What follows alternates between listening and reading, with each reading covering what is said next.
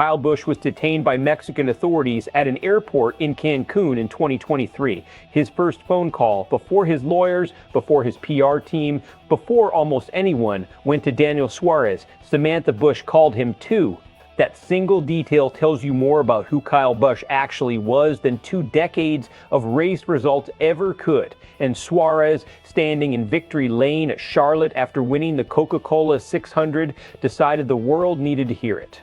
In a post-race press conference following his Coca-Cola 600 win, Daniel Suarez shared a set of personal memories about Kyle Busch that had not been publicly detailed before, including his role in helping Busch navigate a legal crisis in Mexico in early 2023. Busch was detained at Cancun Airport after returning from vacation when a handgun was discovered in his luggage. During screening, he held a valid concealed carry permit and cooperated fully with authorities. He was ultimately fined and sentenced to a suspended term, returned to the United States, and released a statement taking full responsibility for the oversight. According to Suarez, both Kyle and Samantha Busch called him during that situation, leaning on a driver who knew Mexico, knew the culture, and could help navigate what was an unfamiliar and frightening legal environment for an American citizen abroad. Suarez also described the lighter side of their relationship. After NASCAR's Mexico City race last year, the two drivers celebrated together at Suarez's party. A NASCAR legend at a Mexican driver's post-race celebration. That is not a forced PR moment, that is a friendship. Suarez's broader mission in the press conference was deliberate, to introduce the public to the version of Kyle Busch that the sport never fully showed. The family man. The person whose eyes lit up at the mention of his son Brexton. The private Kyle underneath the rowdy persona. Section 3, Context and Why It Matters, estimated 60 seconds. The Cancun Airport incident was widely reported in February 2023, but treated primarily as a legal and PR story. A famous driver in a difficult situation abroad, cooperating with authorities, releasing a statement, moving on. What was never reported at the time was who Kyle Busch called when it happened. The fact that he called Suarez is not trivial. Think about what that phone call required: trust, comfort, a belief that this particular person would help without judgment and with genuine usefulness. Busch had a large professional network. He had a management team. He had resources. He chose to call a fellow driver who understood the country, the language, and the situation from the inside. That choice is a window into a relationship that existed entirely outside the competitive NASCAR environment, and one that Busch clearly valued in a moment of real vulnerability. The Kyle Busch Motorsports chapter adds structural depth to the Suarez story. The list of drivers who came through that truck team is remarkable. Eric Jones, Christopher Bell, William Byron, Denny Hamlin, John Hunter Nemechek, and Suarez himself, among others. That roster represents a significant portion of the current Cup Series talent landscape. The 2 Truck Series championships KBM won, Jones in 2015, Bell in 2017, produced 2 drivers who are now consistent frontrunners at NASCAR's highest level. Busch did not just build a race team, he built a pipeline. And the drivers who came through it are now scattered across the top organizations in the sport, carrying technical knowledge, competitive instincts, and personal relationships that trace back directly to what he constructed. Now, with Busch gone, Kyle Busch Motorsports, which had already downsized into a dirt racing operation for Brexton, faces an uncertain future. The organization's ownership structure is unresolved. The direction it takes will depend on decisions that the Busch family now has to make at the worst possible time to be making them. Suarez's press conference was not accidental in its construction. Came in with things he wanted to say and said them with precision. The family orientation, the hand extended at the right moment, the Cancun call, the eyes lighting up at Brexton's name. These are carefully chosen details, shared deliberately by a man who understood that his platform in that room on that night was an opportunity to complete a portrait that the public had never fully seen. The phrase he used, that Busch gave him the hand of a legend, is the most analytically interesting language of the entire press conference because it names something real about what access to an elite competitor actually provides.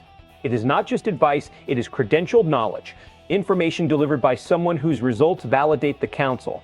When a driver with 63 Cup wins tells you something about how to race, it carries weight that the same words from a lesser career would not. Suarez understood that. He named it explicitly. The Cancun detail accomplishes something specific in the public narrative around Busch. It humanizes him in a context completely removed from competition.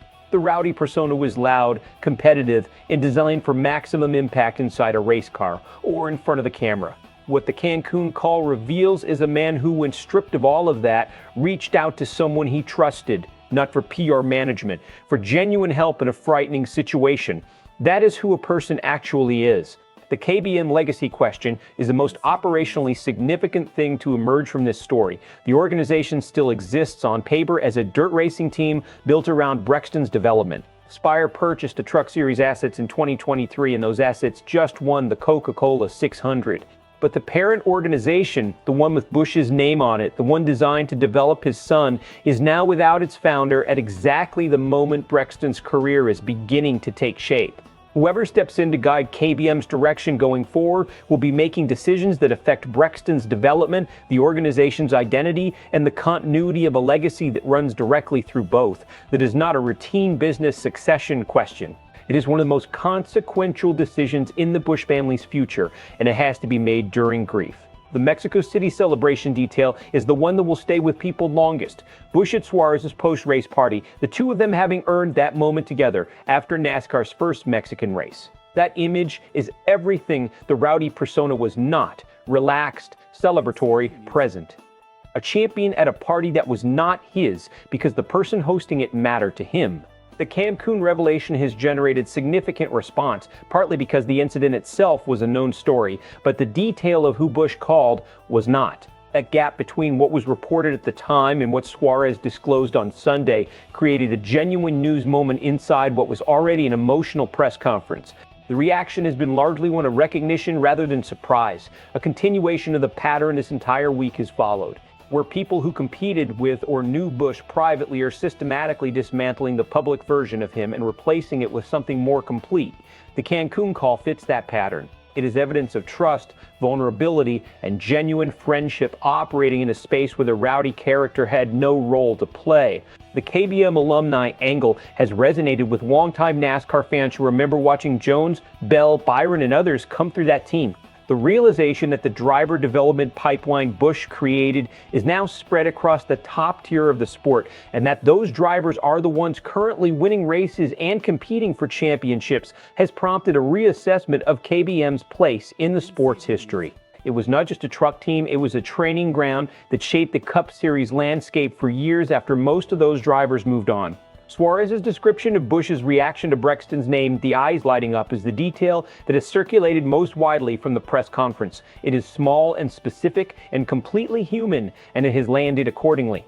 Kyle Busch Motorsports finds a path forward under Samantha's guidance, with Kurt Busch and trusted members of the existing team providing continuity. The organization stays active in dirt racing as Brexton develops, keeps the name alive, and eventually transitions back into a more formal NASCAR structure when Brexton is ready for it. The KBM alumni network, Bell, Jones, Byron, Suarez, and others, remains informally connected to the organization and provides the next generation of KBM drivers with the same kind of access and mentorship that Busch gave them.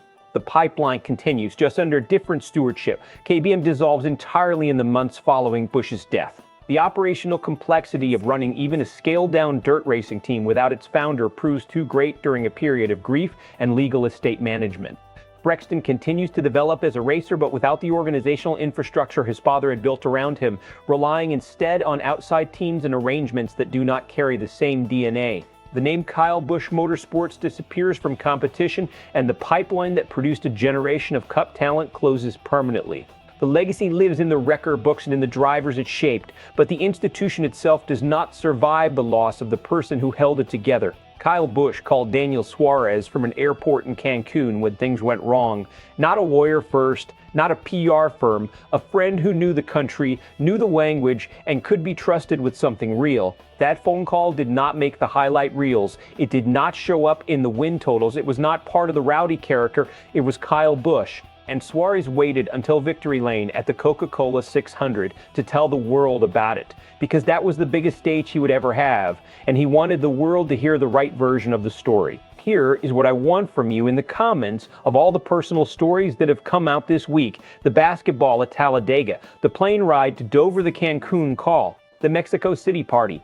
Which one do you think reveals the most about who Kyle Busch actually was as a person? because we have been building this portrait for a week now, and I want to know which piece of it hit you deepest. Subscribe if you have been here for all 14 scripts covering the story. This week changed how a lot of people understand one of the greatest drivers NASCAR ever had, and we are honored to have told it.